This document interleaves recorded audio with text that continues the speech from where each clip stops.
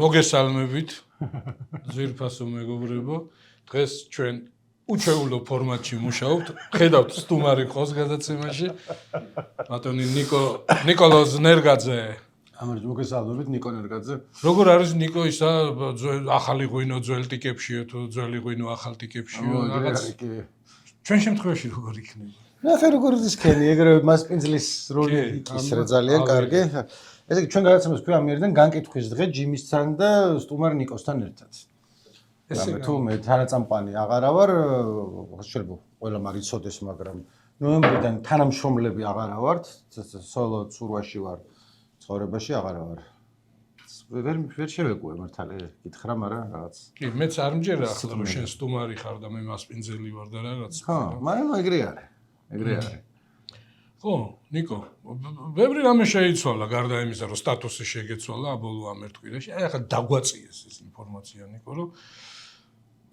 იცი რა არის აი პროკურატურის ბრიფინგს თუ უსმინე ვინც დაპატიმრებული ყავთ პოლიტიკური ოპონენტები იმათ წინააღმდეგ აღიძრა საქმეები ახლა მსმენელმაც იცოდეს და მაყურებელმაც და როგორც ჩანს უფრო მძიმე მუხლებით დაჭერილი არიან ვაშაძე, გვარამია, ნიკამელია, ელენე ხოშტარია, ზურაგირჩი ჯაფარიძე, ხაზარაძე, მამუკა და ბადრი ჯაფარიძე გარეთ არიან და მათზე გირაო მოითხოვა, მაგრამ მათ წინააღმდეგაც საბოტაჟი, იქ რაღაც უცხო ქვეყნებთან თანამშრომლობა. საბოტაჟი რა იგულისხმება, რომ ქარხანაში ესქნეს, ლილოს შეუჩერეს რაღაცა თუ? ნიკო, ბევრი მე საბოტაჟი ეგ ვიცი, რომ რაღაც მტრის დავალებით რომ შეიპარებოდნენ ხოლმე და თქვა ზესტაფონში რაღაცა სახელმწიფო ინსტიტუტების ბლოკირებისკენ მოწოდება და რაღაც ეგეთი დესტრუქციული ქცევები. მოკლედ დიდი დრო გვექნება გავერკვეთ საბოტაჟი რა არის და უცხო ქვეყნებს მოუწოდებდნენ დასანქცირებისაკენო ხელისუფლების წარმომადგენლებს და დაასანქცირეს რამოდენიმე და ახლა მტრული ქვეყანა უნდა იყოს ახლა რაღაცნაირად მტრულ ქვეყანასთან თანამშრომლობა არის დანაშაული, ხო? და რომელი ქვეყნები არიან, რომელი მოწოდება ესეთი რაღაცა. თქო, ვიღაცა რომ დაждდეს, რომ ღმერთო ამათ რაღაც მეტეორი ესროლე, ეს რაში გადის? ნუ ახლა მაგასაც გაიყვანენ თუ დაჭირდებათ. ხო, და რისი თქმა მინდა, ნიკო, აი ესე რომ ტიპები არიან რაღაც ერთ ამბავზე დაჭერილები და საკნიდან გაუსვლელად, ხო, რაღაც რეჟიმია იქ ეგრე ხო არ არის. დარწმუნებული ვარ რაღაც ტექსტებს თუ არ უნდათ, აი ხაბეიშვილი როგორც ყავთ, ხო, თუ არ უნდათ იმეებსაც, მესიჯებსაც, წერილებსაც, მე Facebook სტატუსებად რო იქცევა ისეთ გზავნილებსაც არ დააწერილებდნენ და არ გამოაშვებინებდნენ, ხო? სააკაშვილი დღეში ხანდახან მგონია ხოლმე რომ ჩემზე ჩქარი ინტერნეტი აქვს, ისე ხშირად წერს ამ იმაზე სოციალურ ქსელებში. ხო, ამას ხელს უწყობს ვიღაცა. ხო და აი ესე გაუსვლელად ამ იზოლაციაში მყოფი ტიპების წინააღმდეგ აღიძრა სისხლის სამართლის საქმე გაცილებით მძიმე მუხლებით. არის იქ მუხლები, რომ 5 წლამდე, 7 წლამდე, 9 წლამდე და მეცაც ითვალისწინებს პატიმრობა და რისი თქმა მინდა. ხო კლიშეთ იქცა, რომ აი ყველაფერი რუსული, ბელორუსული რაღაცა. იქ ამას სახელი დაარქვეს უკვე ესეთ დაპატიმრებები, კარუსელური დაპატიმრებები.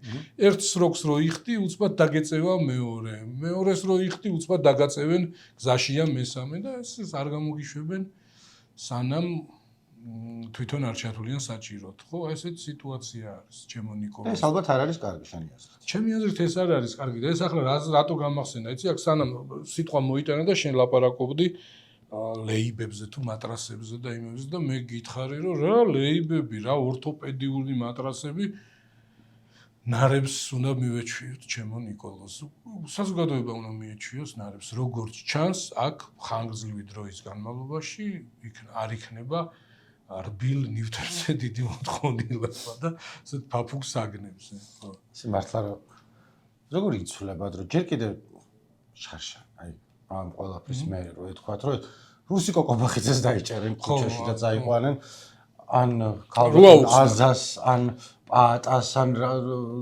წიბახაშვილების ოჯახს დაუხდნენ დილით და ყველანი წაიყვანეს და ყველა ესე ვიქნებოთ რომ რა ჩაიდინეს წიბახაშვილების ოჯახმა ჩვენ გვეგონა რომ კაი ხალხი იყო ხელოვანები და ძმები და დები და რა გზა გადაკეტეს და ამიტომ ხო, აი თქვი ახლა ვინ არის შენი საქმეა ახლა გურამ ჩემი საქმეა რომ ისე დავისროლო და შენი საქმეა რომ დაუღეჭო და თუ აი რაღაც ვიზუალური ხელოვნება, ფოტოგრაფია, საქართველოს ისტორია, უახლოეს წარსული აინტერესებს ადამიანს ზედაპირულად მაინც გურამ წიბახაშვილის სახელი ექნება გაგებული.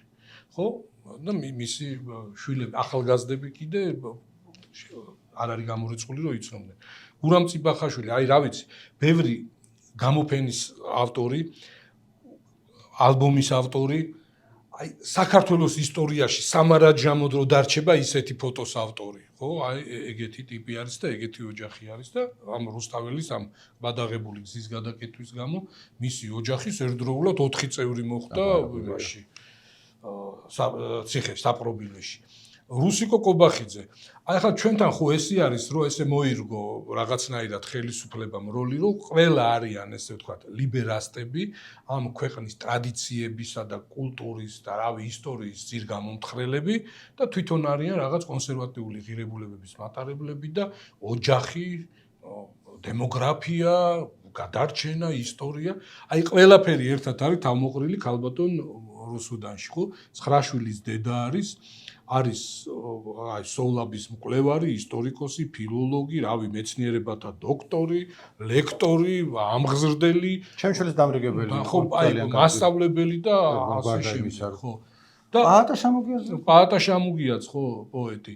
ხო, იცი როგორი რაღაცა არის, აი მე ვფიქრობ, რომ რაღაცნაირად სიტუაცია შეიქმნა ისეთი, რომ აი წესიერ ადამიანს, ხო, ჯერ ერთი ადამიანის დაჭერა და ციხეში მოხვედრა გახდა, აი როგორც არაფერი რა, აი კარი გაიხურე და სულ არაფერი არის. შეიძლება ეზოში ჩახვიდე, იქ ნაგვის გადასაყრელი და უცბად აღმოჩნდე რაღაც ფორმის კანონდამრღვევი, ხო? იმიტომ რომ ეს თამაშის მსვლელობისას იცვლება წესებით. აი ახლა ფეხბურთის თამაშის დროს, სანამ ფეხბურთელი შეიტყობს, რომ იქ FIFA-ს შეიკრიბა რაღაც საბჭო და მიიღეს გადაწყვეტილება, უცბად შეიძლება აღმოჩნდეს, რომ მაგალითად მარცხენა ფეხით თამაში არის აკრძალული და ჯარიმი. აი ამ დონის ცვლილებები ხდება, ხო და რაღაცნაირად ეს გამოწვევაც არის საზოგადოებისთვის, ხო? ისეთი ფორმით ზღუდავენ ამ გამოხატვის თავისუფლებას, რომ აი იმ ანეკდოტში რო არის რა, რომ ხიდიდან გადახტომა არ შეიძლებაო და რატო არ შეიძლებაო და იმან ბიჭიკიამ აკრძალაო და ვინ კითხავს ბიჭიკიას და არ უნდა გადახტომა და გადახტება. იმ დონის ის არის ესე გამოხატვის სიტყვის თავისუფლების და ზოგადად დემოკრატიის შეზღუდვა, რომ აი რომ არ გინდოდეს საქმე არ გქონდეს ნაფიქრი, მოგინდება გასვლა და ეს იაკეთებს ხალხი, ხო? ახლა მე შემხედრია, რომ ნუ ახლა რამდენს დაიჭერენ, ხო? ახლა ყველა რამდენი ჩვენ ხო გვინახავს ამ ხალხმრავალ მიტინგებზე რამდენი 1000 ადამიანი იკრიბება, ხო? რაღაცნაირად ეს 5-5-ად, 10-10-ად რო გადანაწილდეს, ხო? ნუ აი რამდენი ადამიანი შეიძლება დაიჭიროს. ისე საინტერესო არის მე აი ისა ევროპიანა ესეთი წიგნი არის ნიკო, იქ არის გაზომილი ძალიან საინტერესო, აი აჩვენო კატასტროფის მასშტაბი.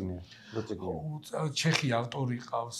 ხო, ჩეხი ავტორის წიგნი, რომელიც ქართულად არის თარგმნილი. ხატრული ლიტერატურაა თუ არა, ისტორია არის, მაგრამ რაღაცნაირად აი ორიგინალური კუთხით არის და აი მაგალითად პირველი მსოფლიო ომში დაღუპული ჯარისკაცები რო დავამწყრივოთ, აი ეკვატორს რამდენჯერ თუ როგორ შემოწ, რომ აი სიგიჟის მასშტაბი დაინახო, ხო? აი რაღაც ესეთი იქნება დასათვლელი, რომ აი ამათი ისა რაღაც მართლობის ბოლო ფაზაში თუ რომელ ფაზაშია გამწვავების ფაზაში რამდენი ადამიანი მოხვდა, რამდენი თანხაში როგორ გამოიხატა, რისი ყიდვა შეიძლებოდა, რამდენი დღით დაიჭირეს, რამდენი ადამიანი დაიჭირეს, ხო? ნუ აი ესეთი ის არის. აი ხო გეუბნები, წესიერი, კანონმორჩილი ადამიანი, აი ახლა სისტემა ამსხრევს და ინელებს ყველაზე კანონმორჩილ ადამიანებს, ყველაზე მშრომელ ადამიანებს. აი ჩემი დაკვირვებით, ხო, მილიონი წელი რომ გასულიყო, ეს ადამიანები არ მოხვდებოდნენ აი ამ იმაში, პენიტენციურ სისტემაში არანაირად. აი პაატა შამუგია, აი ეს რუსიკო კობახიძე, აი წიბახაშვილების ოჯახი. ეს ბოლო ვინც არის, ისინი ჩამოთვალეს საერთოდ ეს აი ახლა უკანა ქრონოლოგიით რომ იყო, კიდე ერთი უამრავი სახელის ჩამოთვლა შეიძლება ესე. ხო, ნუ ესეთი ის არის. რა ვიცი ნიკო, ამ რედაქციიდან მე ახლა მე რასაც უყურებ და ვაკვირდები, ესე ჩანს და გარედან რა შენ როგორ ხედავ? ჩერგი ჩაკერი. ხო, ნიკო, საწახვედი მოდი, აი ორი სიტყვა ესეც უთხარი ჩვენს ახლა ნაგაზებს კი მოახსენე, მაგრამ ხო, ამ წუთას ვარ დამოუკიდებელი, რომ მეკითხები ვინახე ჟურნალისტი ვარ, მაინც მიუხედავად რომ ჟურნალისტად არ მუშაობ. ახლა ამ წუთას მაგ ერთი პროექტი ეხადავდეთ ერთ-ერთ TBC ბანკთან ერთ-ერთ ბანკთან, მაგრამ არის ერთი ნიუანსი ქვია, სადაც რაღაც შეკითხვებს ვთქვათ ბავშვს ფული უნდა მიცეთ თუ არა წიგნის საკითხებში, კი ბატონო. რაღაცა ეგეთები სიცხის დეტექტორი როგორ მუშაობს, ვცდილობ რომ შევხედო კვლევები რას ამბობს მაგაზე და მე რაღაც სახალისოდ ოღონდ შევკრა ესე 20 წუთში და ერთი გაცემა დავდეთ, ახლა კიდე რამდენიმე ჩაწერილი გვაქვს და კარგად მირჩევ რომ უყურო როგორც გინდა ანუ რა ვიცი უყურე მე ვიტყოდი ხოდა ნუ მაგის გარდა თან ვფიქრობ ეს პოდკასტი რაც გქონდა იუტუბერობაზე გადავეწყოს დეკემბრიდან დავიწყებ მაგას რაღაც მომამზადებ და კიდე რა ვიცი შევხედოთ რა იქნება ხა ისეთი ვითარება არა ნაგაზებს მარტო შენი ხმის არა ასევე ვიზუალის ნახვის საშუალებაც ექნება რაღაც დროს წესით კი აი ხმანდისა რომ შეიძლება თავიდან YouTube-ზე კი გავაკეთო მაგრამ სახე არ ჩანდეს ანუ უბრალოდ მონტაჟით რო გავაკეთო წარე პოდკასტი როგორც აკეთებდა თავიდან თვითონ არ ჩანდნენ ხო ანუ რაც ხატრული გადაწყვეტილება კი არა უბრალოდ ადვილია უფრო და თან რაც ვფიქრობ რომ მეთქი მე დავამონტაჟებ მე თვითონ თქო და ნელ-ნელა რო ვისწავლო ეგრევე რომ იმას არ შევეჭიდო ადამიანი ორკესტრი იქნება ყველაფერს შენ ხო იცი რა არის ნახე ტუტორიალები ჩამოვწერე დავინჩი რეზოლვი და რაღაც შევხედე და მარტივად რაც არის ადვილად გამოდის ანუ რაც ბავშვების ხედან YouTube-ის შორტებს აკეთებენ მანდა და თვითონ საბაზისო უნარჩვევები არ არის რთული და მე ხა კარგად რო გააკეთო არ გავაკეთებ კარგად და გავაკეთებ საშუალოდ ანუ ადეკვატურად როგორც იქნება მე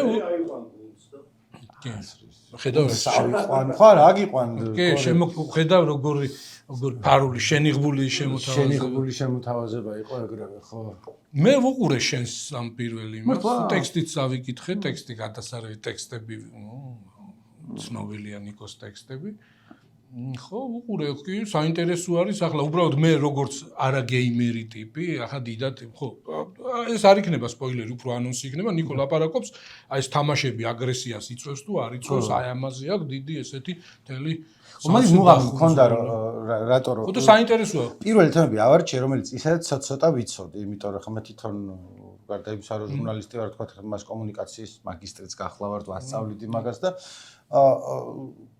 ერთ-ერთი აი თამაშებში ძალადობა იწვევს თუ არა თამაშობას თან რეალურ ცხოვრებაში ძალადობას იყო ძალიან საინტერესო ჩემთვის იმიტომ რომ მე სულ მეგონა რომ არა იმიტომ რომ მაგაზე ვარ გაზრდილი ეგ არის ჩემი ისა და მეთქი აი თავი დაანებეთ გეიმერებს აი და უყურები რომ კვლევები რომ აჩვენებდნენ რომ კი ანუ ბევრი მეთქი და მაგაზე მაქვს ანუ თავიდან აჩვენებდნენ რომ უფრო კი ეხა უფრო ახალი კვლევები აჩვენებს რომ ალბათ უფრო არა და ჩემთვის საინტერესოა რომ რატო ანუ ორივე ისინიც მეცნიერები იყვნენ და ესენიც ორივე კეთილსინდისიერი მეცნიერი ანუ შარლატანები კი არ იყვნენ რატო არის რომ თქვა ზოგი კვლევა ესე აჩვენებს და ზოგი ისე იმიტომ რომ ჩვენთან ხო ეგრეა ჰუმანიტარებში რომ განსხვავებით თქვა ფიზიკაში ორცალ იდენტურ ექსპერიმენტს რო ჩაატარებ იდენტურ შედეგს მიიღებ ჩვენთან ეგრე არ არის შეიძლება მსგავსი იქნება მაგრამ იდენტური არასდროს არ იქნება რომ ადამიანი არაზუსტი მეცნიერება მოდი ასე ვთქვათ რომ ადამიანი არ არის რკინის ბურთი ხო და სხვა ადამიანებს რო ჩამოყრი პიზის კი არა და იმის კოშკიდან ზოგი ესე გააკეთებ ზოგი ესე და ვერ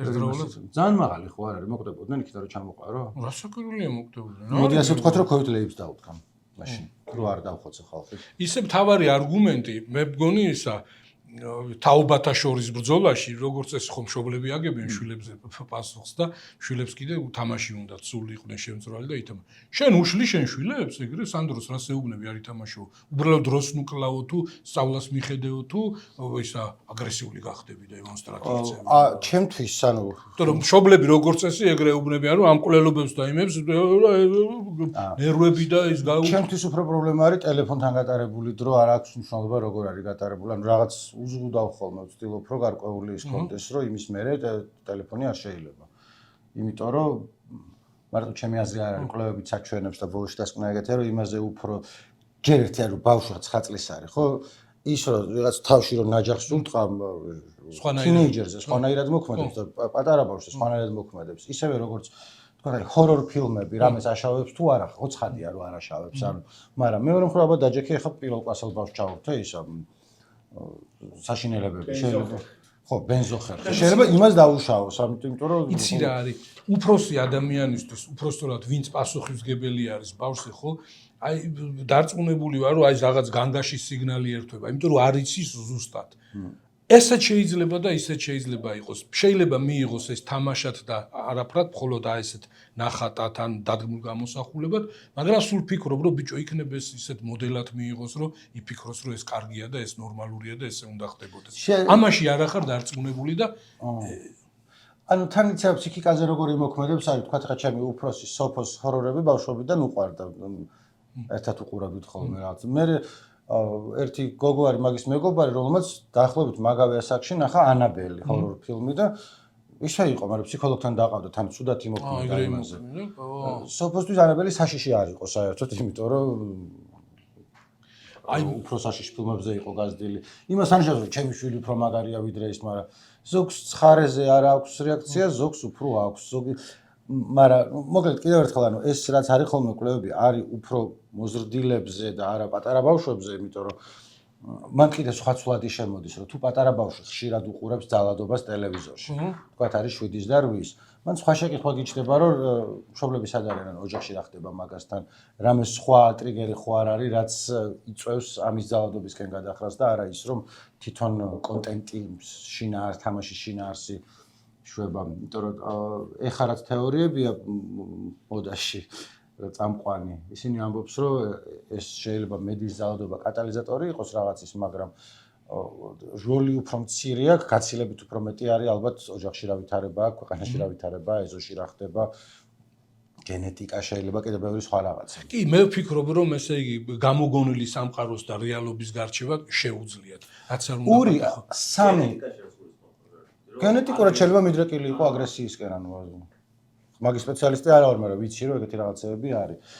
სამი უცნობილესი შემთხვევა იყო ძალადობისა, რომელიც არის დაკავშირებული წიგნთან, ან თამაში ჭვავისყანაში, ან კლდისპირას ჭვავისყანაში, როგორც გინდათ ისე თარგმნეთ, Catcher in the Rye, რომელიც ერთი მარკ ჩეპმენს მაგითი იყო შთაგონებული, ერთ-ერთი ჯონ ლენონს რო ესროლა და მოკლა, მეორე იყო იმ მსახიობი ქალი არ მახსოვს, მაგრამ ასევე ტიპი შეუვარდა და მოკლა და თან ხელში არ ეჭირა ეს Catcher in the Rye, მაგრამ სახშეს გახაზული ჰქონდა და სულ მაგით ლაპარაკობდა და მესამე იყო ფინკლი თუ რა გვარი იყო, რეიგანს რო კლავდა და რო ვერ მოკლა, მაგრამ ესროლა და ტიპი დაცვა გადაეფარა მაშინ და ახლოს იყო. მაგასაც ეგეც სელინჯერით იყო შთაგონებული. ოღონდისა ჭერიასციე ხუროებო. ხო, რომელიღაცა მაგ სამიდან იყო ჭერიასციე ხუროებო მართალი ხარ.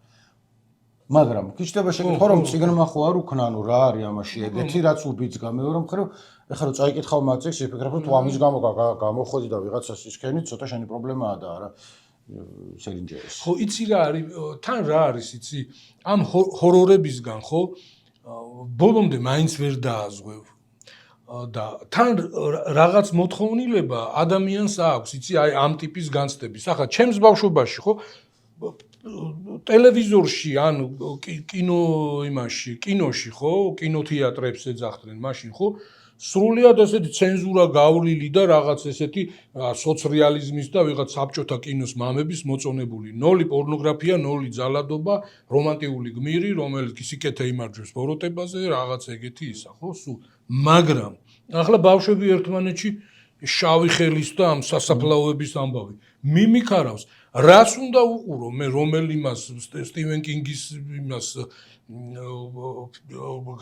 ტექსტ გადაფილმებულ ტექსტს რომ ეგეთი შიში და ეგეთი ზაფრა გამოიწვიოს ხო?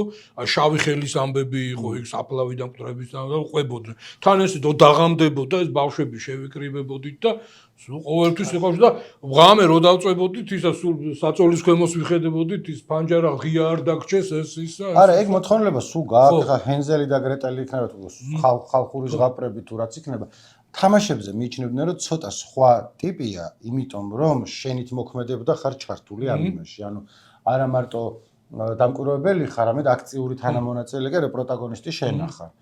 განსაკუთრებით თუ სამგანზომილებიანი თამაშია და პირველი ანუ შენი მხრიდან თუ იყურებ თოპს ხედავ და ესე მიდიხარ, იმიტომ რომ სუბიექტური კამერით და თან ეს მაუსი და კლავიატურით რომ მუშაობ ან კონტროლერით, იმიტომ რომ გავიწყდება რომ ხელში გიჭირავს. მანამდე იყო რომ ეს ეშვები და მაგას შედარებ. მაგრამ მე კიდე არის რომ იქ ვეღარ ჩავურმავდი არ კვლევებს ვაკეთებ ხოლმე, კაი ესე ჩავდივარ და მე არ ვიცი რა შევიტანო რა არა. ცალკე პრობლემა არის რომ ძალადობრივი თამაში რა არის და რა არ არის. სადაც სისხლი ჩანს, ან კაი გასაგებია რომ Grand Theft Auto ძალადობრივი თამაშია, მაგრამ Mario არის, ან Donkey Kong-ი, ან Fortnite-ი, სადაც არ კლავ ვიღაცას, მაგრამ არ კვდება, ხრება თუ რაღაც. ხო, სადაც სიკეთე იმარჯვებს, თუნდაც სასტიკი ფორმები ბოროტება. სიკეთე არ იმარჯვებს, მაგრამ არ კვდება, უბრალოდ რაღაც სისხლი არ არის. კი, როგორ არის? Counter Strike-ი და Call of Duty ჩაითვლება. მაგრამ Roblox-ში, სადაც რო კლავენ, ეხლა ხო თანამედროვე ინტერნეტ სფერო არის ძალიან ესეთი ვითომ სანიტარი გასუფთავებული და kills კი არ ამბობ, ufs ამბობ, როცა პატარა ბავშვებისთვის არის, აი uftim ესე იტყვი, როგორც მათი, იმიტომ რომ Roblox-ის რომელიღაც თამაში რო კვდება, uf ხმა არის და kill-ი არის რა, მაგრამ არ ამბობ რა, ufs ამბობ. ესეთი ეუფემიზმი. ხო და ეს ეუფემიზმირებული ძალადობა არის თუ არ არის? იმას რო თამაშობ, თქვა ჩხუბიანი თამაშებია, ზოგი არის Mortal Kombat-ი, სადაც იმას გამოაძრობ ხერხემალს და მე შეჭამ და მე გადმოაფურთხებ და მე ააწყობ გითამაშია Mortal Kombat-ი, ხო? ანუ იქ ბრუტალიტით რაღაცებს შვები, სადაც მთელი მუღამი არის, რომ ეს სისხლები და ნაწლავები. დღესაც ეგრეა. მაგრამ და მეორე ზოგი თამაშია, სადაც ჩხუბობ უბრალოდ და წაიქცევა ისა და მე ადგება ხელს ჩამოართვევთ და ვითომ არაფერი. ხო, მაგრამ ის ვარესია, ბევრად ხანდახან სასაცილოა, ანუ ეს თუ გამოაძრე ხერხემალი და გადატეხე და შეჭამე. მაგრამ ვისთვის როგორ? ასევე აი ჯიმი რო ახსენა ჰორორ ფილმებზე და ის ეხლა უყურებდი ამას ჰიჩკოკის ფილმებს, რომლებზეც მეცინება ეხლა რომ უყურებ საერთოდ არ მეშინია არაფერზე, მაგრამ მე ვიღაცა წერდა მე რომ ხალხიო გული მისდიოდაო კინოთეატრებში მაგ სცენაზე, აი ფსიქოზე დაიმასე რა, ის აბაზანაში რო ჩეხავს, ხო? რომელიც ეხლა ძალიან კომიკულია, ძალიან თეატრალიზირებულია და ხო და მაგასთან ერთად შეიცვალა ალბათ შიშებიც, ხო ეხლა. კი, ჟიტეზეშინოთ ეხლა საერთოდ არ მეშინია მაგ. ერთ-ერთი აი ბოროტება თამაში, რომელსაც თავის დროზე ერჩოდნენ, იყო Carmageddon-ი ერქვა, რომელსაც მე თამაშობდი ხოლმე. 2000-იანების დასაწყისი არის, სადაც მანქანით დადიხარ, ანუ მანქანიდან არის კადრი და უნდა გადაუარო ვიღაც ტიპებს, რაც შეიძლება მეტი დაანგრიონ. ცუდ რაღაცებს აკეთებ. ხლად open world-ი მე მგონი არ იყო, მაგრამ ნუ მეტი თავისუფლება ჰქონდა, რომ სადაც გინდა წასულიყავი და თქვა იქ ხალხის ბრბო დგას და შევარდები და თუ კარგად ესე დაატრიალებ და კომბოს გადააბამ, შეიძლება 20000 ქულა დაიწერო და მე გვერდზე ვიღაც სხვა მანქანას თუ დაამტვრიე რაღაცა იმას შვები და თუ იმ დროს მშობელი ხარ ან რაღაცა მაგაში არ ახარ ჩართული, ისე ხარ რომ რა შვები თქვენ სატანისტებო ხარ იქ ბებია იყო რატომ მოკალი, მაგრამ შენ თვითონ როცა ამას თამაშობ ყოველთვის მე მითამაშია და ვერ თობოდი მაგითი. არ ვფიქრობ რომ ბებია გავიტანე არის რომ ცოტა ისეთი მომენტია რომ ნახე არ შეიძლება ისეთ რაღაცას ვაკეთებ, აი სიმღერებში რომ გინება ან ძალადობა ან რაღაც ხო, მაგრამ ნუ შეკითხვა რომ ზოგს ხო არ გადაზდის ხასიათში. კაი, მე არ შემეყო. ვიღაც სხვას ხო შეიძლება შეეყო და ამას ვცემ პასუხს. ხო, კი, ესეთი ვრცელი, საინტერესო, კარგად გაფორმებული, არ რაც თავარია მოსაწყენი არ არის. ანუ წოვლა კაია, ძალიან გამეხარდა. მაგრამ ერთი კიდე და გადმოვიყვანე კიდე. გადასვლებს მე აღარ ვაკეთებ სტუმარი ვარ, მაგრამ მაინც.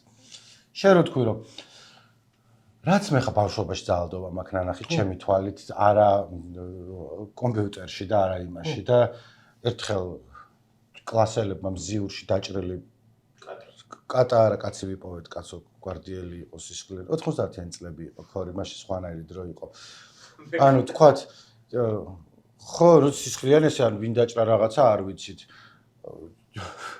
ზოგს ნანახი აქვს თავისი ხელით თავის თვალით მკვლელობა უბანში დაჩაგვრა, დაჩმორება, ფეხქვეშ გათელვა, ფიზიკური და მორალური ძალადობა სკოლაში, ანუ ადამიანი არ არსებობს, რომელსაც ან პირდაპირ არ შეხებოდა, ან თავის თვალით არ ენახა, რა გრენთევთავტო და რა ის ანუ ესე გაქვს უმეტესობა სისხლი ნანახი და თუ სისხლი არ იყო და ტიპი დაჭრილი არ იყო, ორი კლასელი მოკვდა ჩემი სხვა დროს ქუჩაში ძალადობრივად და ყველას ახლა ჩემ ხელები ვინც არიან რაღაცა სახის ეხლა არის ძალიან პოპულარული თქვა ტრავმა რომ მთელი ფილმები რაც არის რეალურად ტრავმაზეა და იმაზეა მაგრამ მთელი თაობის ის იყო რომ მაგდენი რაღაცა როცა გაქვს ნანახი Carmageddon-ი არა ის Call of Duty მარ შემაშინოს რა ხო ნუ არ ვიცი ახლა ნუ რეალობა ეგეთია ახლა რამის გამართლებად გამოდგება თუ არა მაგრამ ახლა ჩვენი ვერ ვიტყვი ახლა წარსულის როგორ თქვა ჩვენი ყოფა ნუ წარსული მით უმეტეს ხო ცოტა ესეთი ახლო წარსული სავსე ამ ძალადობებით მე ახლა უცბად შე რო თქვი რომ ეს გვინახავს ეს ძალადობა ბავშვობაში და მაგის მეტი რა გვინახავს ახლა უცბად რაც გამახსენდა ზაფხულობით ბაკურიანში ვისვენებდით ხოლმე ხო და იქ ერთ იმავე ოჯახში ჩავდიოდი და ერთ შასვლაზე რო ჩავედით ხო იქვე მეზობლად ესე ხო ფერდობზეა ეს სახლები და ესე იგი ჩვენი აივნიდან იმათი ეზო ჩანდა ხო იქ ატყდა ერთი ამბავი ესე ქმარმა ცემა ცოლი ასაკიანები იყვნენ როგორც ჩანს ესეთი ეს ცოლი სვამდა მაგრამ რაღაც ის ყოველ ხშირად აღარ სვამდა ან უფრო სწორად გადაგდებული ქონდა და დიდი ხნის განმავლობაში არ სვამდა და ნუ რო დალია და დაეწყვეს ზაპოი, რასაც ქვია, მოკლედ ამ ქმარმა დასაჯა და ცემა როგორ იცი, ეს ხანგრძლივი დროის განმავლობაში ცემდა, არავინ არ ჩაერია, იმიტომ რომ ესეთი ასაკიანები იყვნენ და ოჯახის უფროსი და რაღაც, მოკლედ თავის საქმის თვითონ იციან, იქ ყველანი ნათესავები იყვნენ. ხო, მაშინ ეგრე იყო მიღებული და აი ესე მე ახლა რომ მახსოვს, არ ვიცი ვინ მითხრა, მაგრამ ეს მახსოვს რომ აი ის საწვიმარი რო იყო ეს ბრეზენტი საწვიმარი ისინი სამხედრო, ხო იცი? აი ეგ გადააფარა, იმდენად უყვარდა რომ რო არ ეყურებია და ეგ გადააფარა და ისეც ემა და რაღაცა ერთი კვირის მერე ეს ხალი მოკვდა. ჩვენ რო იქ ვიყავით, ისე მოკვდა. მიდიოდნენ ამ კაცს უსამძიმრებდნენ და რაღაც ეგეთი და ახლა ამაზე კოშმარი რა შეიძლება მოხდეს? ხო, ეგ დამესიზმრება, ანუ ხო, არა, აი ეს არ იყო ყველაზე ესეთი რა გითხრა, ყველაზე ცუდი ვარიანტი. უამრავი უარესი ხდებოდა და პრეზენტსაც არაფარებდნენ და ეს. ხო, არა. სასაცილოდ ვიტყვი რომ ამ 1-10 წლის წინ იყო ნინო გილაშვილმა ჩვენმა ეს ყვებოდა რომ სახში იყო და ქუჩიდან ქალის ძემის ხმა ესმის და რუსულად წაგინებენ ამ კოზა. გადმოიხედა რა შვებია პოლიციაში დავრეკაო და ამ კაცმა ამოხედა ჟენა ეტა ჟენა სოლი არის რა პოლიცია არი ნერვიულო რა ანუ კი ხო ეგეთი ის არის ხო იცი რა არის მე მაინც ვფიქრობ რომ აი თუ დარწმუნდები რომ ეს ბავშვი იღებს ამ პირობითობას რომ ეს თამაშია ხო მე მგონი აღარ არის საგანგაშო აი თუ ამჩნევ რომ პირობითობას ვერ იღებს და რაღაცნაირად ეს გონია რომ ცხოვრების ნაწილია მის და ეს ნორმალურია ხო აი აქ შეიძლება შეშფოთდეს, შეჩქვიფდეს ადამიანი. შეჩქვიფდეს. მოკლედ, მე მგონია რომ მაგრამ მან საშიშროებები ის არის რომ ძალადობით არ შემოიფარგლება ბავშვებისთვის, ანუ არანაირად და ჩემთვის ჩემი აზრით ყველაზე დიდი საშიშროება ეგ არ არის დაჩვერის ამბავში. ეხა რასაც მივხედავ, თუმცა კვლევა მაგაზე არ ჩამიტარებია, მაგრამ განგაშის ზარები, რასაც მთელ სოფლიოში უნდა რეკდნენ, არის გემბლინგზე დამოკიდებულება პატარა ბავშვების სულ ბავშვობიდან მიჩვევა იმაზე. ადრე იყო რომ თქვა თამაშს რო თამაშობ რაღაცა ოქროს ხმალი გინდა, უნდა რაღაცა გრაინდინგ ქვია მაგას ჩვენ ენაზე რა, რომ რაღაცა 20 კვესტი დაამთავრო, 400 დემონი მოკლა და მე ის ხმალი შენია. ის ხმალად ვერ იშოვე. ეხა არის რომ ის ხმალი შენი ვერ იქნება, რაც ლუტბოქსები უნდა მიიღო, რომელიც იმის სლოტების პრინციპით მუშაობს. და ეგ არის რატომღაც მიღებული ყველგან, მათ შორის ბავშვების თამაშებზე, ანუ თინეიჯერების და რაღაცა კი არა. ჩემთვის აი ეგენი უფრო საშიშია, რომელიც ბავშვობიდან გასწავლის სლოტების თამაში. მით უმეტეს რომ მე ბავშვები არიან, რომლებიც კაზინოში თამაშობენ ონლაინ, არა საკრედიტო ბარათით, არამედ ეხა იყო მთელი ამბავი, მაგის მოყოლა მეზარება Counter Strike-ის თამაშის სკინების ბაზარი ჩამოიქცა. რომელიც იყო 6 მილიარდი დოლარი პატარა კი არ იყო, ანუ ამ თამაში რაც სკინები არის, რომელიც ზოგი ძალიან იშვიათია და იმებს ყიდნენ და ყიდულობდნენ. ზოგი 10,000-ობით დოლარი ღირდა. და მერე იყო კაზინოები ონლაინ, არის უბრალოდ კაზინოები, სადაც შეგიძლია სკინებით იყიდო ჩიპები და მერე ითამაშო და იქ რაც BBC-ზე სადღაც ამოხ ნანახი, ესაც 10 წლის ბავშვი იჯდა და კაი გამოწვილი მემარწყესავით ისე ლაპარაკობდა რაღაცა. ისე როგორ ის არის ასაკი როგორ დაპატარავდა ფაქტობრივად ავი მეტყველებასთან ერთად წერა კითხვაზე ადრეს სწავლობენ ამ იმას ციფრული ამბებს და იმას. ახლა ჩემი შვილი უმცროსი, ხო? ერთი პერიოდი მოდიოდა ბაბუ თემუ გაქვს? არა, ჩამოგიწერ. ხო? ის ჩემი ცოლის დეიდაშვილის ბავშვია, რომელიც არის ჩემი შვილი. დარწმუნებული ვარ მერკანტილური ამოცანა ქონდა. ხო, რაღაცა გამოწერო. ხო, ისა წასვლისა რაღაც ტელეფონი ტოლე 5 წლისები, ხო? რომ მიდიოდნენ, ის ცოტა უფროსი, ხო? ძველი ტელეფონი რაღაცა და ბოდიში მომიხადა რომ იქ ორი რაღაცა ჩამოვწერეთო თამაშიო. ხო, აი ძალიან ესეთი გახდა რა ასაკი. მაგათი სამყაროა მოკლედ ეს გაჯეტების და ციფრული ტექნოლოგიების. ხო, არ ვიცი, თან ვართ რაღაცნაირი გარდამავალი თაობა, ეს თაობაში გავიყვანეთ მე და შენ, თუმცა ცოტა სხვა თაობად, რომელიც მე ძალიან ბავშვობიდან მახსოვს ტექნოლოგიები, მაგრამ მახსოვს მაგის გარეშეზე და ნელ-ნელა შემოვიდა, ან თქვა კომპიუტერი რომ Pentium-ის პროცესორამდე რომ რაღაც 8 და X და 200. ჩემი პირველი კომპიუტერი ნიკო იყო 486 პროცესორით. ოპერატიული მეხსიერება ჰქონდა 16 მეგაბაიტი და Winchester-ი ჰქონდა 850 მეგაბაიტი. 1 გიგაბაიტი არ იყო. კარგი, ითვლებოდა, კი, და ითვლებოდა სად იყო მაშინ ინტერნეტი და რაღაცა ის მოდემის ჩაუყენებდი, ტელეფონის იმ შპილკას ჩაარჭობდი და ეს იბერია პაკი იყო, რაღაც თელ პროგრამას წერდი, როგორ გაგეგზავნა რაღაც ტექსტი სიტყვაზე რედაქციაში. და მაშინ რომ ვიღაც ტელეფონს აიღებდა სახში ინტერნეტი გეთიშებოდა და გეგინებდა. ძალიან ისეთი ის. ჩემი პირველი სამსახური სადაც მუდმივი ინტერნეტი იყო, ანუ მანამდე თქვა წანდაღაში მუშაობდი და საქართველოს გაზეთში სადაც ინტერნეტი იყო, მაგრამ დაელაფი იყო, იქაც უნდა დაგერეკა და სადაც აი სულ იყო ინტერნეტი, ჯეოსელის ჟურნალში მუშაობდი ბიძინა მაყაშვილთან, ზვიათან მოკლედ სხვებთან და იქ ერთ-ერთი პლუსი ის იყო, რომ ოფისში რომ მივხვდი ინტერნეტი იყო 24 საათი და მაშინ გამოჩნდა ნაპსტერი პირველად, როცა სიმღერების მოძებნა და ჩამოწერა და შეგეძლო და იქ დატოვებდი. უფ. მე ჩემთვის ეგ იყო იდეალური დრო. და მაგას უნდა დაუბრუნდეთ, როცა ინტერნეტი იყო ადგილი. აჰა. ხო. ანუ გაქვს კომპიუტერი, ზიხარ აქვს, თუ ჩეტაობა გინდა, ჩეტავ, ფილმის ყურება გინდა, უყურებ რასაც გინდა, აკეთებ, ოღონდ ტუალეტში წიგნი წაიკითხე. აქეთ გამოხვალ ტელევიზორს შეხედე რაღაც ისქენი ჩაიდალი ეწყნარად. აი ბალანსი არის იმისა, რომ ერთი რომ რაღაც ეს ნეტი არის გავრცელებული და მეორე ის აღარ აკაკრო ბზბზ გამიკეთა ორჯერ. იცი რამდენი ნოტიფიკაცია მაქვს? და დაბლოკილი მაქვს უმეტესობა. ეს. ხო, იცი მე ეგ პერიოდი ძალიან კარგად მახსოვს. აი სრულიად ის რო იყო ახალი ძალიან ერთმანეთს რო იცნობდნენ ან უბანში, ქალაქში ვის ქონდა კომპიუტერი და რაღაც ის და განცხადებები რო იყო ვასწავლი რაღაც პროგრამა ხო Word-ში მუშაობს და ინტერნეტს გახსოვს ინტერნეტი რო იყო რაღაც საიტების ჩამონათვალი რო იყო რომელიც ყველა მარიცოდა და იმან იცოდა ვიღაცამ და გასწავლიდა ამ საიტს. ეგ არის ერთ-ერთი რაც დავკარგეთ კიდე საიტები აღარ არსებობს. ანუ ადამიანს რო კითხავდი 10 წელს საყვარელი საიტი რომელია რაღაცას გეტყოდა. ეხლა არის პლატფორმები მარტო Facebook-ი, Instagram-ი, TikTok-ი, რა ვიცი, საიტებზე არსად არ შედიხარ. და რაც უფრო გრძელდება, ვრცელდება ეს ინტერნეტი, მით ნაკლები არის, აი თავიდან რასაც ვამოღამებდით, ერთიანობის განცდა, აი თავიდან რო ის იყო, რომ შეგიძლია ნახე ვიღაც რუსელაპარაკო, ვიღაცა იმას ბელგიელს და იქით მექსიკიდან არის ტიპი და აქ ერთ ჩეთრუმში ვარ თუ რაღაცა რასი გიჟია. მე ხა Counter Strike-ს რო თამაშობდი, ნახევარი მუღამი ის იყო, რომ იქ სერვერზე სადაც შევდიოდი, ხალხს ვიცნობდი, ანუ ჩემი კლანი იყო, შინაურები იყავით. და სხვების კლანი და ვიღაცებს მე ცხოვრებაში მინ შემხვედრია, რომ ანახე ეს ჰევკია ეს ის არის. კაი მოთამაშე კი არ ვიყავით თუ რაღაცა, მაგრამ რო შევდიოდი, გამარჯვებას ვამბობდი. Counter-ში ვამბობდი. გამარჯობა გეთქმოდა. ხო და კარგად თუ ვითამაშებდი, ვიცოდი რომ ვიღაცებმა ვიციან რა, გამარჯობა მეთქმოდა. და თუ რამე ჩხუბი იყო, რაღაცა შეიძლება და მეთქვა რომ არ შემერიგებინა ხალხი. არა, არ შემეძლო, მაგრამ ნუ ყოველ შემთხვევაში.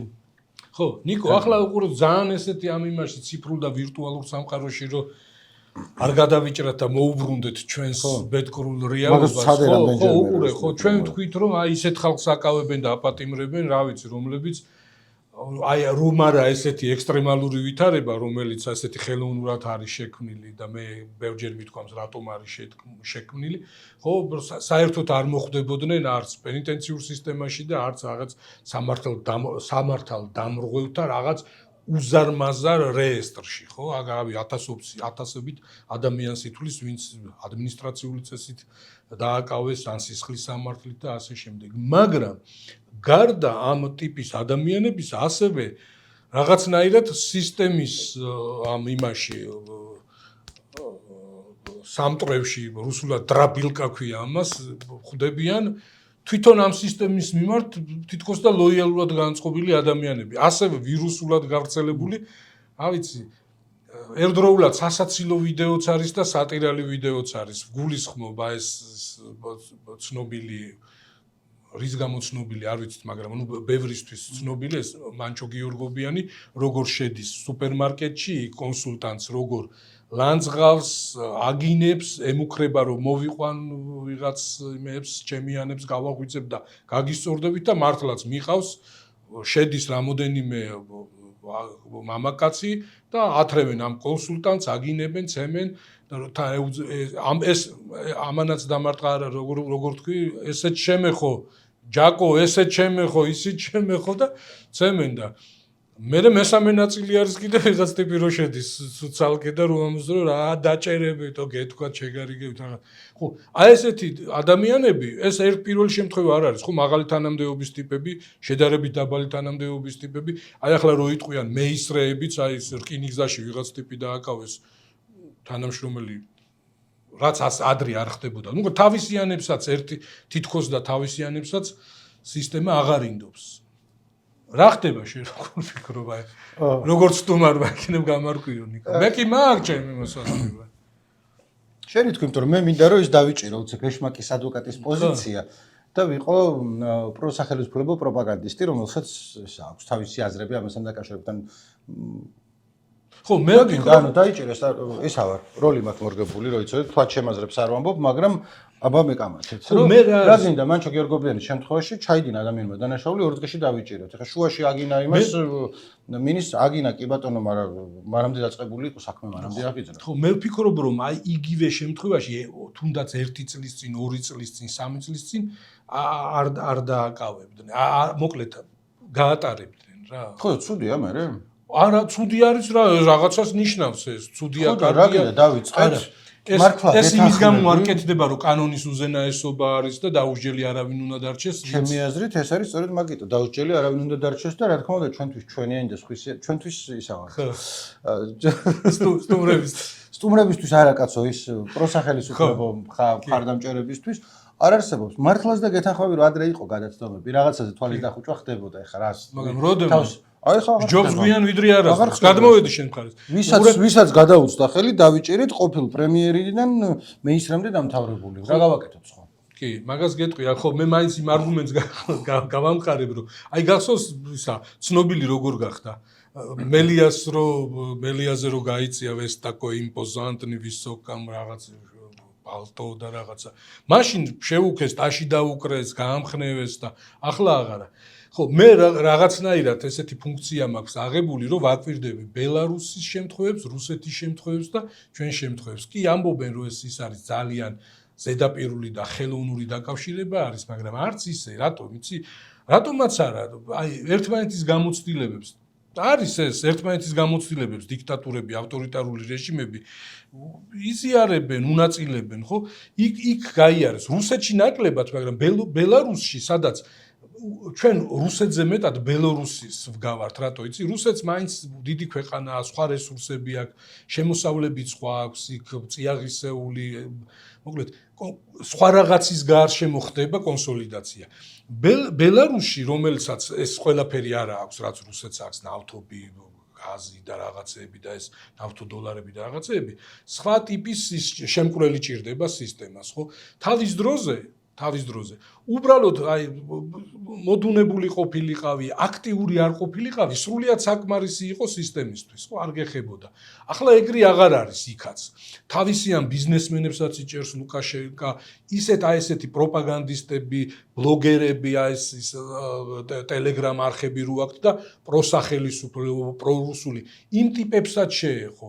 აი როგორ არის, იცი, თავისი სვაი ვისაც ქვია, ეს დიდი ოჯახი, ხო? ისინიც აღარ არიან დაუცველი და მე ვფიქრობ რომ რაღაც ეტაპზე იმის გამო რომ უამრავი პრობლემა აქვს ახლა ფინანსური პრობლემა აქვს მოყირჭების ამბავი არის რაღაც ვერ აკონტროლებ იქ სისტემა მოდუნდა იქ დამსიღებს იქ რაღაც ვერ ვითარდება კრიზისია ხო ახლა საჭირო არის შიში ხო და აი შიში უბრალოდ ოპონენტების დევნით არ ინერგება შენიანის უნდა იყოს დაზაფრული და დაშინებული და ისიც უნდა ფიქრობდეს რომ ახლა შენზე ბევრი რამეც არ არის დამოკიდებული, იცი, ერთი ჭანჭიკი ხარ. ხო, აი როგორ სტალინი ამბობს, ჭანჭიკებს გაუმარჯოს, ჭანჭიკების გარეშე მექანიზმი ვერ მუშაობს, მაგრამ ეს ჭანჭიკი ბევრად უფრო კარგად მუშაობს, თუ დაშინებული არის.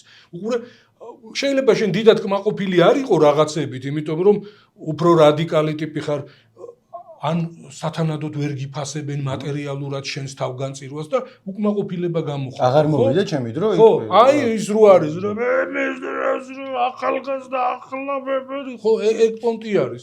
ხო, ეგ არის. აი ეგენი რო არ გაგიჩნდეს, ხო, აი თავისიანებსაც ასე ვთქვათ, ჭირხვნიან. თუ ჯირყვნიან. ხო, ეს არის. ჩემი ვერსია ეს არის. თორე არანაირად ეს ადამიანი არ შეცვლილა, რაც უკეთებია გუშინ წინ, 1 წლის წინ, 2 წლის წინ, რაზეც ადრე ტას უკრავდნენ და ამხნევებდნენ, ახლა ეგრე არ არის. ეგენ შეიცვალა დრო. და ჩემს ვერსიას რომ ბევრ რამეში ეს გაუარესება კიდე წინ გველოდება, ვაწვევი ამას, რომ მე ისე იმას ვაწვევი, რომელიც როდესაც აქ ვიყავი თანაწამყვანი, მაშინ ამ იდეას წამოვწევდი წინ, რომ ერთ-ერთი ყველაზე ცუდი ჩვენ შემთხვევაში არის ის, რომ არ ვიცით ვინ იღებს გადაწყვეტილებებს, რითი ხელმძღვანელობენ და რანაირად. ანუ კიდევ ერთხელ ჩვენ რეალურად მართლაც და deep state-ი გვმართავს და გადაწყვეტილებები რაღაცა ვინც მოიფიქრა და რაც მოიფიქრა არ არიან მაინდა-მაინც პრემიერ-მინისტრი ან პარლამენტის თავმჯდომარე ან ასე შემდეგ. მეც ეგრე ვფიქრობ. ისინი არიან ფიქრიც არა ანუ ხო, ნათლია ვიცით ვინ არის? ანუ პირველი მოქალაქე არის ბიძინა ივანიშვილი, ოღონდ ცხადია რომ ბიძინა ივანიშვილი არ არის და ყველაფერზე, როცა თვითონაც ამბობდნენ და სხვაებიც ამბობდნენ რომ რანაირად ჩtildeოვანი მართლობა, როცა მე არც დამირეკავს ვინმესთვის და არც მიქნიო, ხშირ შემთხვევაში ალბათ მართლასაც ამბობდნენ, მაგრამ არის ხალხი, ვინც არ არიან არჩეულები ქართული ხალხის მიერ, რომლებიც იღებენ გადაწყვეტილებებს და რითი ხელმძღვანელობენ, არავინ არ იცის, რომ გაიტანონ რუსული კანონი თუ შემოიტანონ. აი ხო და ვიღაცა ეს მიიღონ თუ ის მიიღონ და შემდეგ ის ხალხი, ვინც მიკროფონებთან დგას, ისინი ამას ახმოვანებენ ხოლმე. კი არ მგონია რომ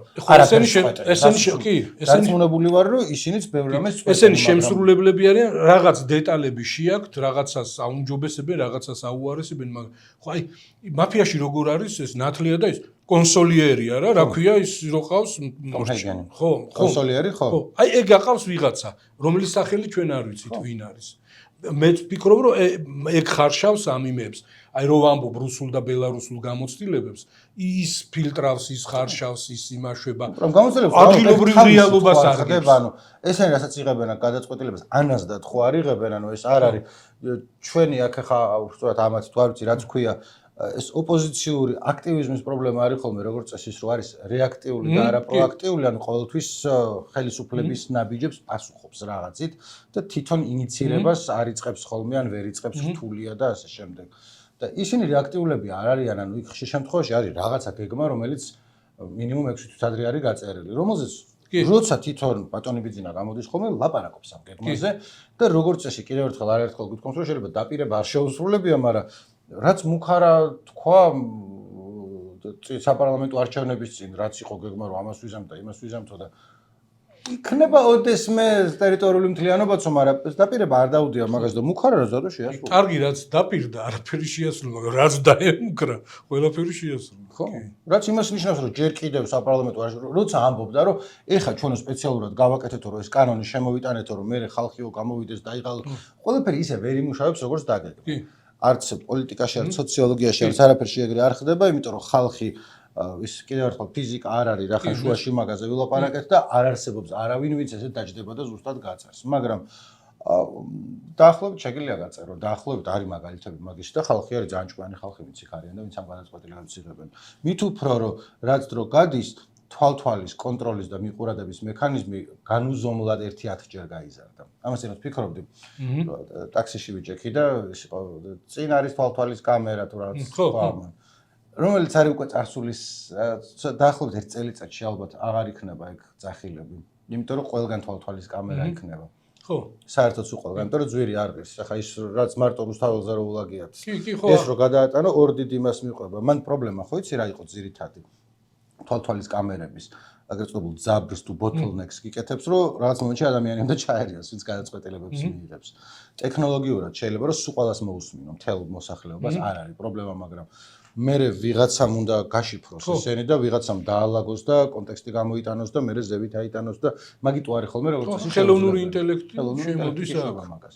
ანუ და ის რადარი აღარ გჭირდება წინ აღარსა და ანუ თუ მანქანა დაინახა რომ აქ იყო და მერე იქ იყო, ეხა იქ ტექნოლოგია გუშინ წინდელია, დღევანდელი არ არის, მაგრამ ახლა თუ აქ იყავი, მერე აქ იყავი, საშუალო სიჩქარე მეტი იყო ვიდრე დასაშვები არის და გაჯარიმებენ მაგის გამო. რასაც მხოლოდ მივესალმებით, იმიტომ რომ სიჩქარის გააჭარბება ცუდი არის, მაგრამ აქ იყავი და მერე აქ გამოიარე და გიპოვეს და კი ბატონო, კი ეგ არის რა, ეს მეცნიერულ-ტექნიკური პროგრესი ატარებს როგორც ამ ცხოვრების ხარისხის გაუმჯობესების იმას პლუსებს, ასევე ამ თვალთვალის და ამ იმის სისტემის ზეწოლის ასევე საფრთხეებს.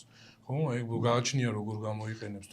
შეიძლება ბევრად უფრო ის იყოს აუტანელი ამ იმის მაღალტექნოლოგიური ავტორიტარიზმი, ხო? რომელიც მთელი ჩვენი ეხანდელი პროგრესი რაც არის, მიექანება მთელი ძალით და ტრილიონობით და მილიარდობით დოლარი არის ჩადებული იმაში, რომ ხელოვნური ინტელექტი მივიდეს იქამდე, რომ AGI გამოიმუშაონ, ანუ არა chatbot-ები რაც ახლა გვაქვს, ChatGPT, არამედ ეგრეთ წოდებული სუპერინტელექტი, generative intellect, რომელიც იდეაში, ანუ ეხლა რასაც ვამბობ, სამეცნიერო ფანტასტიკა არ არსებობს, მაგრამ Meta, Google, რა ვიცი, სულ ყველა მაღაზია მუშაობს და ეხლა არის უზარმაზარი ფერმები ამ იმისში, რომ მაგამდე მივიდნენ და გონიათ რომ მივლენ, ეს ეგრეთ წოდებული სუპერინტელექტი, რომელიც არის ხელოვნური ინტელექტი, რომელიც ადამიანზე ჭკვიანია ყველაფერში. ხო, ანუ ხო არის თქვა ერთი ტიპი არის ჭადრაკს მოგიგე, ანუ ჭადრაკი. ჭადრაკის ამბავი დამთავრდა. ახლოს ვეღარ ვართ, მაგრამ ჭადრაკში მაგნუს კარლსენს მოუგებს, მაგრამ ის პროგრამა მაგნუს კარლსენს რეცეპტს ვერ ეთქვის, ან რაღაცა ციგს ვერ წაუკითხავს. ეს ტიპი, რომელსაც იფიქრებენ, უნდა ჭადრაკსაც მოგიგოს. პოლიტიკა ბისმარკზე უკეთესად ეცოდინება, ფიზიკა აინშტაინზე უკეთესად ეცოდინება და კიდევ სულ ყველაფერში ყველაზე მაგარი იქნები, რაც შექსპირზე კარგ პიესებს დაწერს. აი მაგაზე შეგვიძლია რომ ვიკამათოთ, რომ რამდენად სული ექნება თუ არ ექნება, მაგრამ აი რაც ესეთია შეიძლება და ჩემი აზრით მაგას ვერ მიაღწევენ, მაგრამ აი ეხა დღეს ხვალ და გუშინ ტიპები, რომლებსაც აქვთ წარმოუდგენელი რაოდენობის ფული, წარმოუდგენელი რაოდენობის ფულს ყრიან მაგაში. ზაკერბერგთან ინტერვიუ რო იყო, ხო, თქვით, წინაზე ველაპარაკე ამაზე, თუ არა, რომ აქო ეხლა ათობით მილიარდობით დოლარი უნდა ჩავდო და შეიძლება რომ ის იყოს, რომ გადაყრილი ფული იყოსო, მაგრამ მე უფრო მეშინია, რომ არასაკმარისი არ იყოსო. ხო, ვინმე არ დამასწროს. ხო, ეგ არის აი ეს Nokia-ს მაგალითი, რომ ხო გახსოვს, ეს მობილური ბაზრის ლიდერი იყო და მე როგორც კი ეს სმარტფონებზე გადავიდნენ, რაღაც და შეყოვნდა, ხო? ისა დაფიქრდა და ეხლა აღარ არსებობს. როგორ არ არსებობს, მაგრამ ვიღას ახსოვს, ხო? აღარ ისა არის. ბრენდის სახელია, რომლითაც ეხლა მგონი ჩინური კომპანიები უშვებენ ხოლმე Nokia-ს ბრენდირებულ იმას. ყოველგვარი ინოვატორი Nokia, რომელიც Nokia იყო თან საყვარელი კომპანია. არა, ნუ რა ვიცი. ყოველ წელს უშვებდა.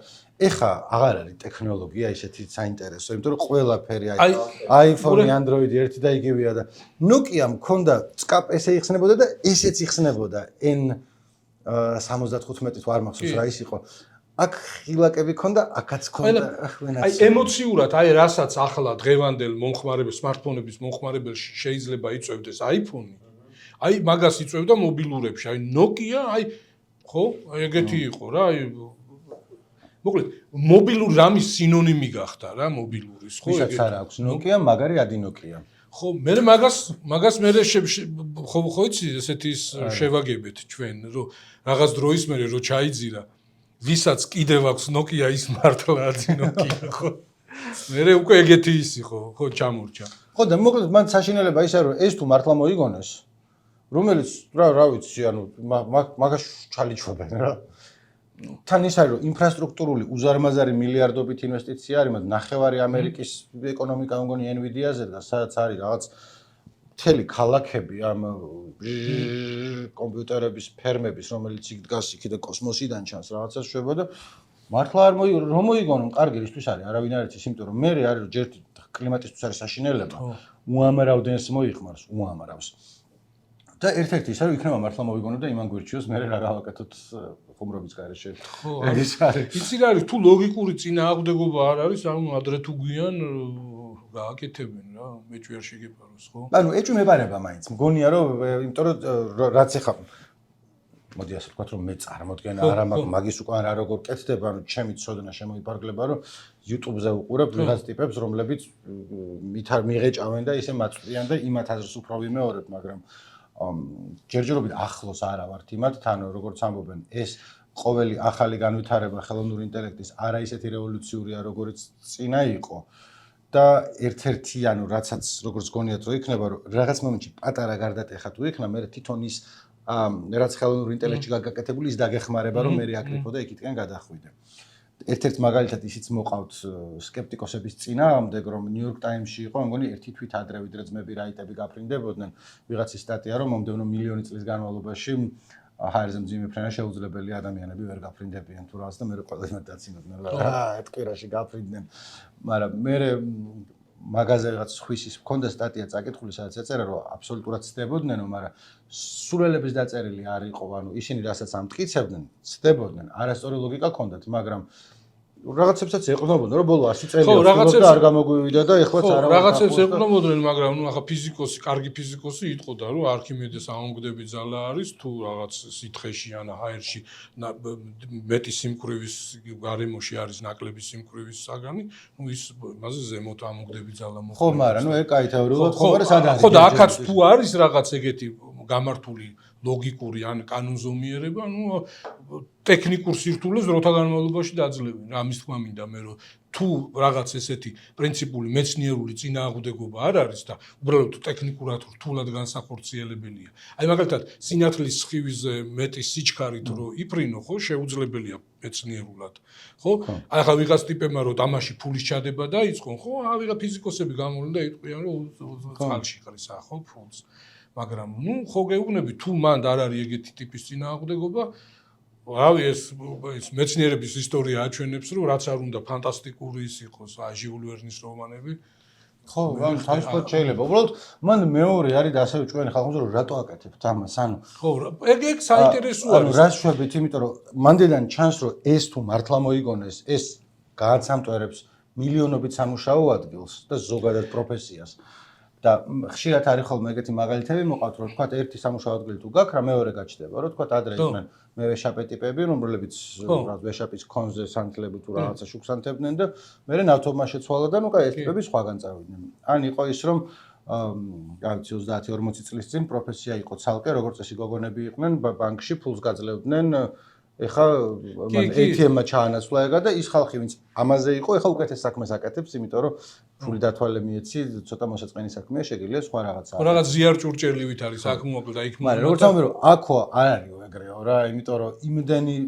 სამუშაო ადგილი უნდა წაშალოს რომ ადაპტაცია ამასთან დაკავშირებით შეიძლება არ ვიცით არავინ მომავალზე არის ლაპარაკი შეიძლება არც მოხდეს მაგრამ ერთ-ერთი ტიპი რომელსაც Godfather of AI-ს ამბობს ინტერვიუს უყურებდი მასთან მგონია რომ ეს ცოტა სხვანაირი იქნებაო იმიტომ რომ მე ხო კაპიტალიზმი ისე მუშაობს რომ ამდენი სამუშაო თუ წაიშალა იმათ ფული ხო უნდა ამას ხო ფულისთვის აკეთებენ ვიღა მიცემს ფულს მე ხო არ ვიცი გარდა ამ იმისა აზარტისა მეცნიერულისა ამ პროგრესის აზარტისა ალბათ რაღაც პრაგმატული ისიც უნდა იყოს ხო გათვლები რაღაც უნდა ქონდეს ხო ხან არ არის აი ესე ეხა ერთმანეთის მიბაძვით შვება ყველა და ყველგან AI არის ჩათხრილი და რაც არ უნდა ეხა Nvidia ბევრს აწარმოებდეს და ძალიან საინტერესო და ის იყოს რამდენ ტრილიონს გადააჭარბა ეხა ყველა დროის ყველაზე უფრო რო ერთად შეკრიბო მთელი Ford-ი რაღაცა იქ იყო წარმოუდგენელი მაგალითი მახლოსაც არ მივა იქ ხო და რა არ ვიცი მოკლედ ეს მეცნიერება ვითარდება ეს ციფრული ტექნოლოგიები რაღაც აში მიფრინავს რაღაც იმას ავიწროებს თუ აფართოვებს ამ სივრცეებს და ძალიან გულმოკლელი არის რომ შენს ეზოში შენს უბანში შენს ქალაქში შენს ქვეყანაში რაღაც აი ძველი შუა საუკუნეებრივი რაღაც ეს ძალაუფლების ბნებები ბობოქრებს და აი ეს ზოგად საკაცობრიო რაღაცეების ნაცვლად ეს რატო ხენი მაგრამ ტროტუარზე ვიდექი თუ იქ ვიდექი არ დამიჭერს ხო მე მაგის შიში ეგ მქონდა რომ აი რატო თქვა ჩინეთში პრინციპულად შეუძლებელი ხდება ეგეთი წინააღმდეგობა და ასე შემდეგ რომ სულ რო ის სუპერინტელექტი არ მოიფიქრონ არა ჭკვიანი ქალაქის კონცეფცია და ასე შემდეგ შეიძლება კომპიუტერში ჩაწერო რაღაცა და ის ხელ ChatGPT-ს მსგავს ტიპს კითხო რომ აბა ვისი დედავატირება დღეს მე ესეთი ადამიანი შემირჩიე და იმას თუ კამერებზე წვდომა აქვს იმაზე სხვა რაღაცა რაც ლეგალურად და ნახევრად ლეგალურად შეუძლია რომ კონდეს სახელმწიფოს ძალიან ბევრი ინფორმაცია შეიძლება რომ ამოიტანოს. ჩინეთი რა კარგად ახსენია. ანუ მაგათი ის არის, მაგათ ტექნოლოგიებს ყიდულობს მთელი ჩვენი მეზობელი ქვეყნები და ჩვენს ხელისუფლებას ჰქონდა ახლა ვიზიტი ჩინეთის სახალხო რესპუბლიკაში.